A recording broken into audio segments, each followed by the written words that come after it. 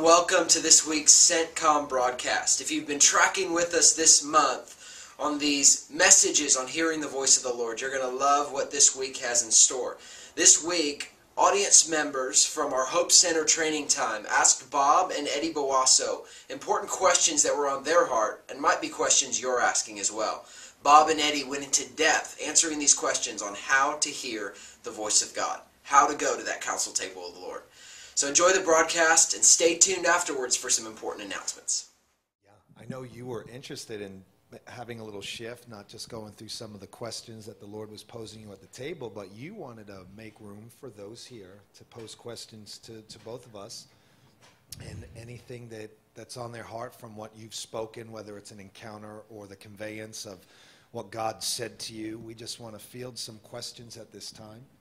Yeah, I think if you could review or me, yeah, just the significance of what we've started with was, again, to come into the presence of King, you have to have a proper posture.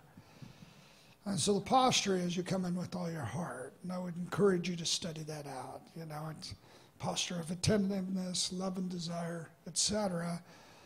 But that was really what the Lord was addressing me about, was questions of the heart and how I related to him.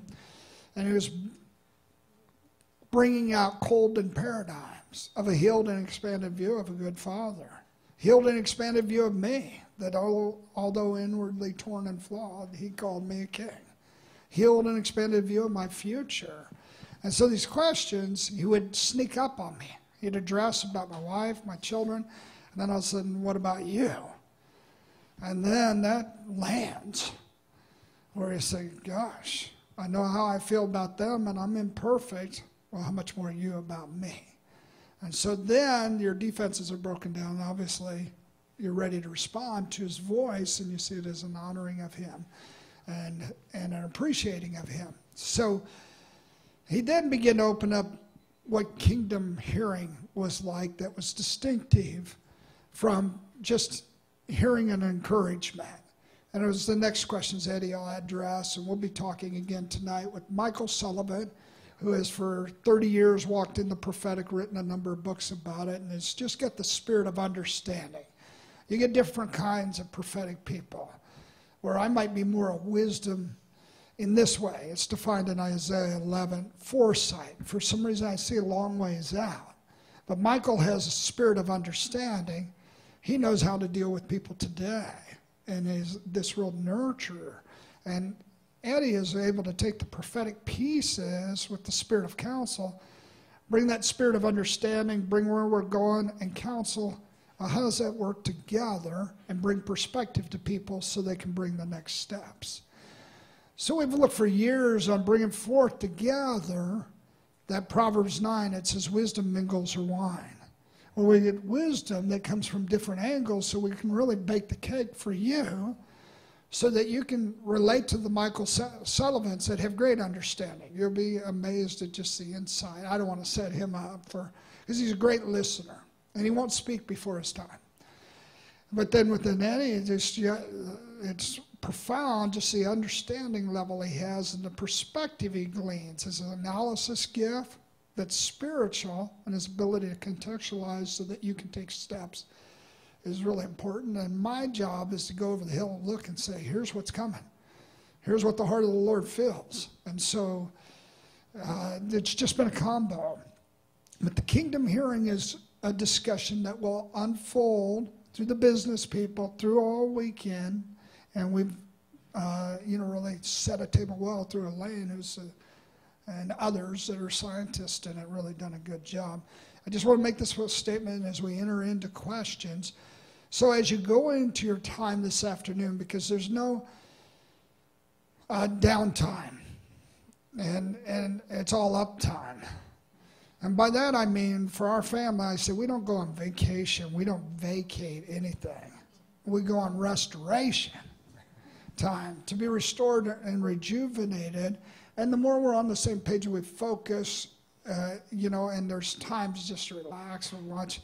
But just there's a way to build together, and you to take these questions this afternoon and put it through the filter of some of these questions we've identified, which you wrote down, but also asking him the question about kingdom hearing and him being a practical father, because there's a certainty he wants to take us forward with in these days to come, especially with waves coming. I dreamed I was 30 feet off the ground, the waves were 70 feet.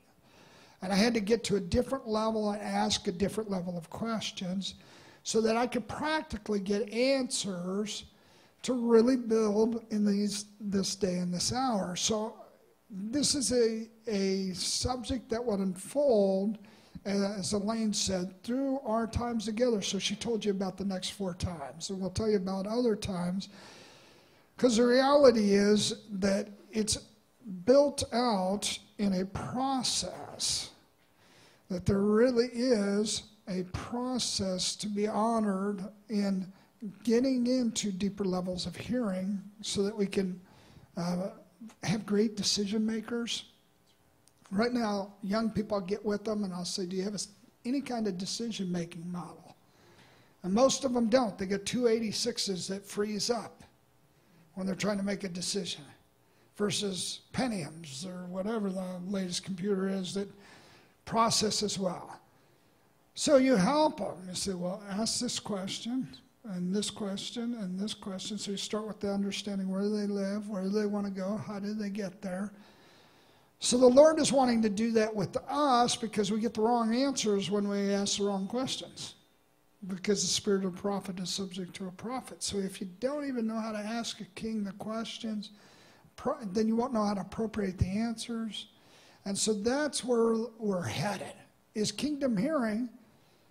And I've talked to 10, 12 presidents, and I just stop with this, where they said, no one's taught kings how to pray, and I can't put it on the tape who or where. And no one's taught kings how to hear on this kind of level for these kind of issues. But it happened for Solomon, happened for a number along the way, so it can happen for us. So that's an invitation. So we do want to open it up for questions and just anything else you want to say. We just let it. Okay, yeah, I just, as you're talking, I love it. We want to open up for questions. I want to, not share as much in terms of insight on that. But the idea of kingdom hearing, unfolding that, as you're talking, I'm sitting here thinking how many times all of us, whether it's ourselves or somebody we're counseling, they come to us with the question, they come to us with the need. And I remember asking somebody recently, and I began to ask people this question, saying, have you talked to the Lord the way you're talking to me? And I'm amazed at how often they say no, and it's this misunderstanding of God at the root. And I love the idea of the healed and expanded a view of God that opens my heart up to believe, wait, God will really speak to me in this area. I don't have to draw back in fear, live in concept Christianity, but live in heart Christianity, face-to-face Christianity. And this process all begins with that view of him that I can come confidently to him. And I'm amazed, even in the prayer movement, people that pray, they learn the form. They learn the form of prayer. They even have a dedication in prayer. But when it comes to the deep issues of the heart and the journey, I'm finding how often even us or those who are devoted, are dedicated, still have a wall of separation that keeps them back because there's an inconfidence that God really wants to speak. I think, excellent. And I would just, excellent. Not add to it, but I had a dream one time of a tool shed. You have to find your way into hearing. And so I had a dream of a tool shed, and I'm grabbing a hammer when I needed to grab a screwdriver. And by that, sometimes I'll hear when I write down the issue, I call it my hope journal. So I write the hope challenge, but I put it in the context of I hope in you. I'm never abandoning hope. Then I write the hope process and the hope answer, and my hand will become the pen of a ready writer, where he'll write the answer. So I'll write the challenge. We got somebody that's not paying their rent. And then well, Bob, they need help with their marriage or this and that, so pray for them, and then they'll pay their rent, and that's not just the issue to pay the rent, but the issue is to build commerce and commonwealth and create wealth and opportunity where business goes from the fear and greed model to the generosity and benevolence. And so there's 22 ways in the scripture that Bob Frazier has found. I've found 14. I've grouped I had 14 and he broke out a few of them. But anyhow, my point is that for each, there's unique on-ramps to hear the Lord. So if one tool doesn't work, you learn how to apply the next one.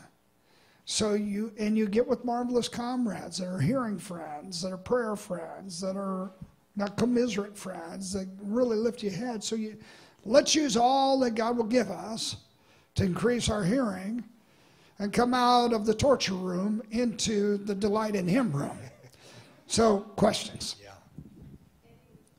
Yes. You got it.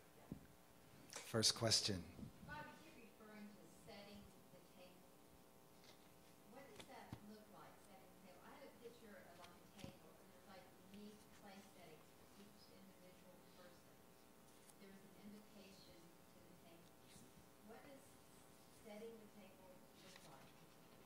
Okay, the first question was, what is setting the table? What does it look like, this imagery of setting the table before the Lord? Well, and you answered the question a little, I think. And I think it's unique to the individual. For you, it's AULT, which is adoring. Okay. So. Sounds like it's her. Yes. See, within the answer, there's a little prophetic woven in it as well.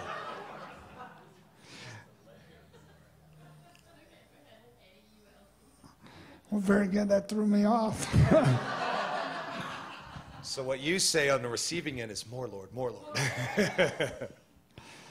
Well, and you heard her question. She said, how do I set the table before me? Or the Lord sets the table for me. And I said, for you, the way in, the way He sets the table. And I'll look at it and I'll say, whatever you set before me, not only tools, but feeding on the table. So A is adoring, and U is until, and then L is love, and T, was that the last one? Okay. Until, and I want to pray about it, but I had a picture and I lost it when you said it was your maiden name. Until time, until it's time. But there's an element of hope in there in your hearing. So I think He's been purposely ambiguous with you so that it creates greater dialogue. Because you hear and respond, you're quick to respond, and it's good. But I think there's a maturation of what He wants to give you. So you just take it back in adoration until the love is to come forth at the right time in the right manifestation. So then it has strength, it has power, and it has deliverance behind it. So that answered her question, but it just gives a sense for everyone that there's a unique table He wants set before them. So being in a general way, the table of the Lord is the way our heart's postured when we're communing with Him. When we talk to the Lord, that imagery is the way we're coming to Him, the belief we have, how He hears us, and just the time we spend with Him. A different idea about God could either be a challenging table or an inviting table. So the idea of the table of the Lord is the way we're viewing Him when we're talking to Him and what we believe we can receive from Him. Would that be helpful in a That's perfect. I think also having the confidence that if for some reason our chief tool is hindered, if that He always has an answer. We got to have confidence that He always has an answer. Like I have children that have grown up in families where they don't have a father or something. And so they think that they're hindered in their development. And I say, but you were adopted by Him, so you're even loved more. Now, that takes some fleshing out, But the important understanding is we got to be able to hit curveballs. Curveballs comes in life, and you love to be loved from A at the table and hear him at A, but a lot of times he'll answer you at B. But he'll always answer you. And that's what you got to be confident in. So people just keep pounding. Well, I want to get this answer from you through this person. I used to have people that would write me and say, if you don't tell me, it gets weird. I'd say, if you don't tell me, my child will die. This kind of stuff, I would have that level, where I just had to cut off. I get 100 texts a day. I said, I'm not a machine. I'm a human being. I'm prophesying. And I said, I'm not even a prophet. I'm to be a patriarch that helps others learn how to hear. And so I'm not going to be a blueberry where you squeeze all the life out of me, and then I'm dried up, and there's nothing left. And it hasn't helped the swirl, with my family, my business, it hasn't helped. So I have had to say no to people and be confident that God has a different way he wants to speak to them. And that would be the best way to love them. For them, like Bob Jones would say, I'm not going to raise cripples. That we have to individually find what God has given everyone, what they need according to godliness. Their life, relationship, and contentment. So the best thing we can do as patriarchs and matriarchs is help them to find their on-ramp with him. And when one on-ramp doesn't work, then he's got a better one because the other person isn't responding. Or you'll always be disappointed because you're never going to get out of human beings because they're imperfect like me. What you think you want to get out of them or out of a job, it always has to be saying, okay, well, this one's working 30%. I'm going to go to him this way 30%. I'm going to go this way 30%. My back surgery, I didn't have any way I could commune with him. I like to read the Word. I didn't feel good enough to read the Word. So I just had a song. Judd said, you listen to this song 600 hours. Or more than that. And it was a song, you don't have to do a thing. Just stay with me a little longer. And it was just the way I would commune with him. But I wanted to commune through the Word. I wanted to commune through some other methods where I felt like he was really opening it up, but my body would not agree. So that's a long answer to your question. But the table can be set and then shifted on you. And then your response to the shift with not frustration, but you say, well, you're better than God. It's better than plan. It's better than why. That's where hope comes into the picture. Okay, any other questions over here? As we are growing into patriarchs and matriarchs and all of this, you mentioned at the very beginning a little bit about people misinterpreting what we might say, and it's all a growth process.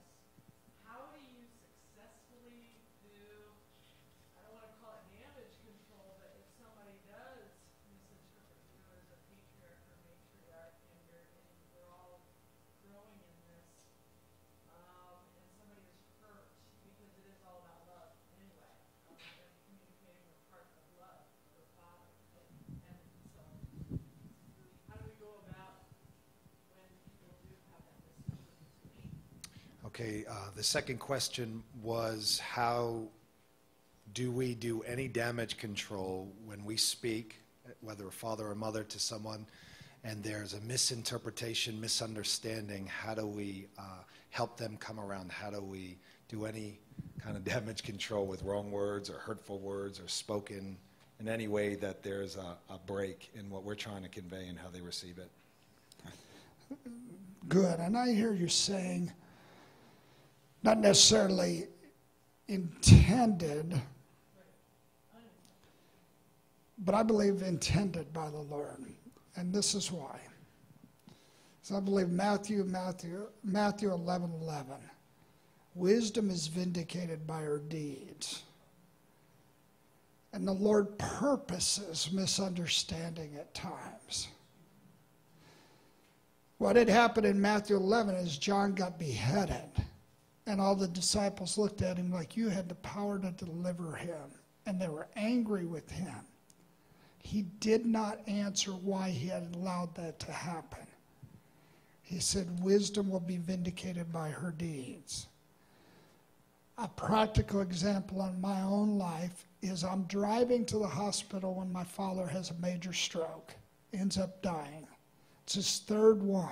His quality of life had gone way down. This brilliant man just was a shell. He had asked to not resuscitate him. They did anyhow. So I'm on the way to the hospital, and I get a call from Bob Jones. And he said, there's going to be a fracture within your family. He said, it's purposed to get some deeper issues. And he said, it's going to take some 10 years, and you're going to have to be misunderstood and loved through it. And everybody else is going to be misunderstood. And so that was a profound understanding for me, because it sent us, the pain sent us all on a journey of asking deeper questions of how we had related or not related to one another. Because we'd been this loving, close Catholic family, and you fought hard, but you loved hard. But we're headed into, all of us, our 40s, our 50s. We're going to raise grandchildren together. We're going to take care of my mom now without my dad, who had been the glue to the family. And there was just some deeper issues and questions to be addressed. And Lord, a day is like 1,000 years. He said, you want it to happen today. But I'm going to open up my voice a little each day. And the rotor-rooter it does in you, and the depth it brings forth in you will give you a force of hope. I'm cultivating hope in you when you can't see. And it was like what he did with Jeremiah. Jeremiah had purchased a property that he said, that's not going to come out of captivity for 70 years. And he said, but you buy it and you hope in me. And what got developed as Jeremiah was in the court of the guard in prison. So I'm not saying that in your particular example. But I'm saying that is a real reality about who God is, that he's not afraid of waiting. He's not afraid of you growing stronger while you wait when the answer hasn't come.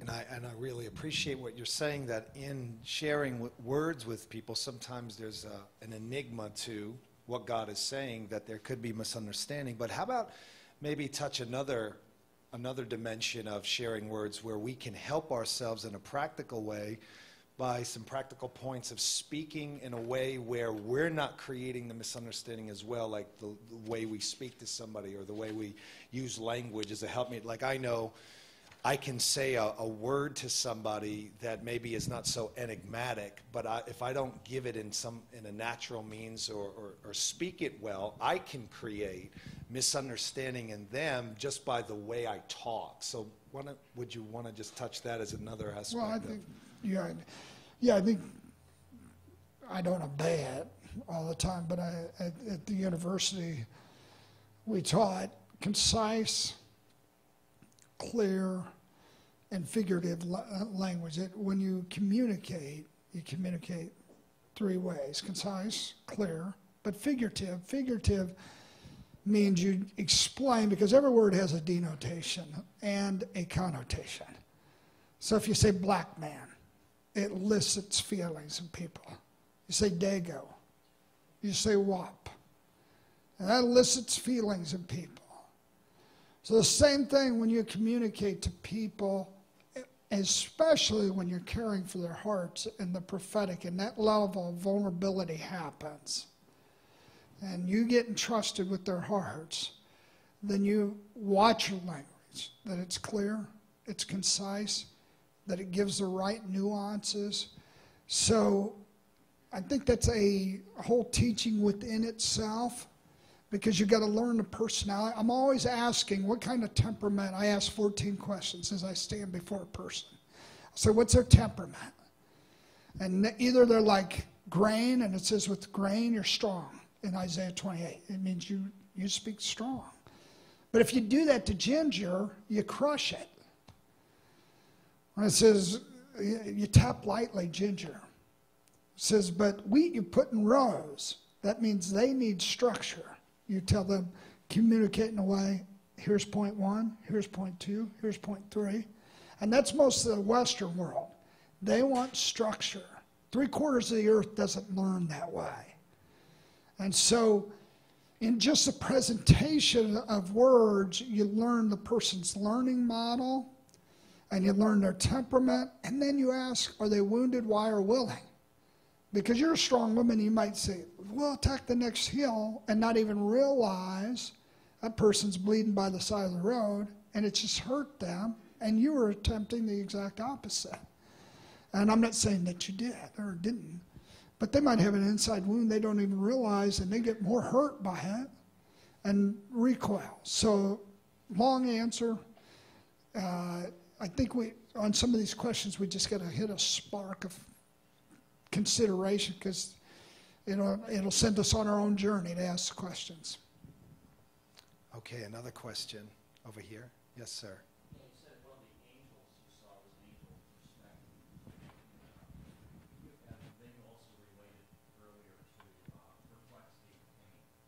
So could you just talk about perspective, perplexity, and pain? I think, the hindrance of pain for a lot of people, to get beyond that and go and see what God's doing with your gospel. Okay, the third question was, how do we handle perplexity and pain, and how the Lord had showed Bob the angel of perspective. How do we gain perspective through that?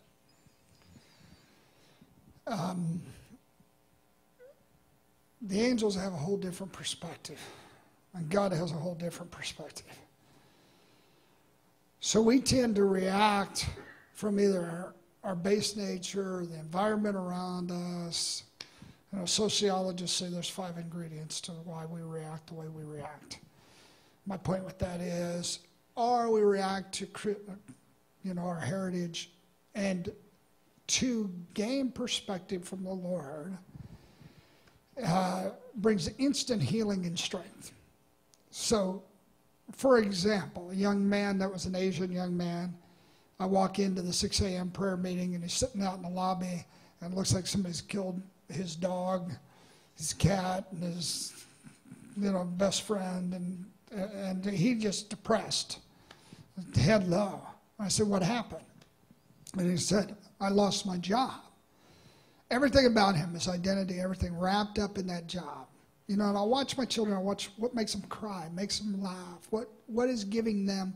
Is it God being their source and their strength? Are they real moved by relationships? Are they real moved in a way that isn't healthy for them as human beings, and wrong dependencies? And so immediately the Lord, right beside me, when I see the angel of hope, he's orange. The angel of perspective is blue. Where there's revelation that comes, it gives me perspective and insight. So I'm able to say, here's where you started out in life. Here's the job that you got to that you always thought would fulfill you. Did it? I said, no. Never really fulfilled me. Got real honest.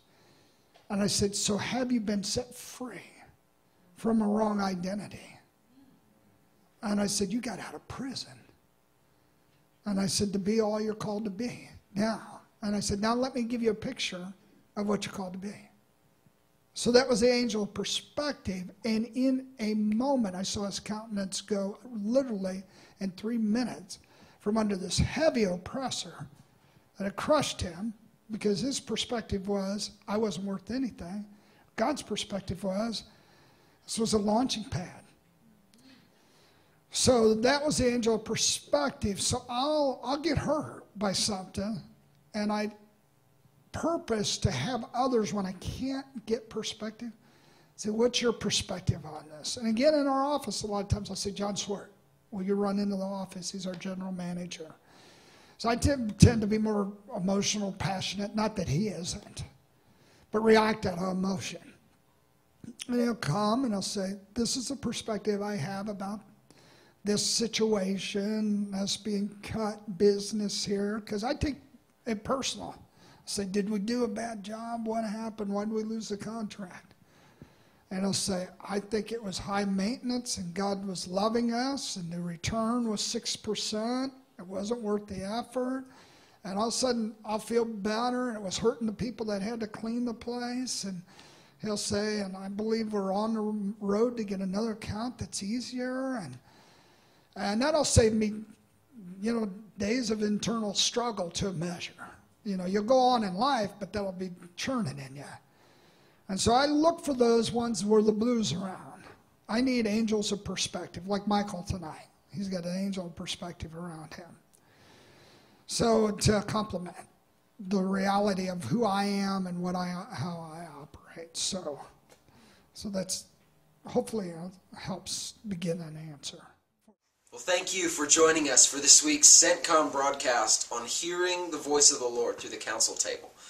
I encourage you to check out our web resources on bobhartley.org. If you want a copy of the entire MP3 set from the recent Hope Center training, you can email us through our contact portion of our website. God bless you and have a wonderful week.